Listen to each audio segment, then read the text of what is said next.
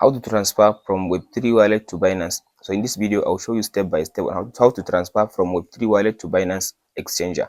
After you open the Web3 wallet like this, now go to this asset button. If you come to this asset button, from there now you can be able to see all the currency that you are currently holding on your Binance. So let's say now I wanted to send like Solana to my Binance exchanger from the Web3 wallet. So just tap on the Solana like this. So after you select the coin like this, now you'll be able to see your balance in this option now. If you have any balance, from there it will give you a send button. Because now I don't have any balance, that's why now it just giving me this receive button. But if you have any amount of Solana or of any coin on your Binance account, it will give you a send button. If you tap on the send button, it will ask you to send to exchanger, Binance exchanger, or external wallet. Just choose Binance exchanger. From there, it will ask you to confirm the amount you want to withdraw. From there, if you tap on the withdraw button, the money will be sent into your Binance exchanger.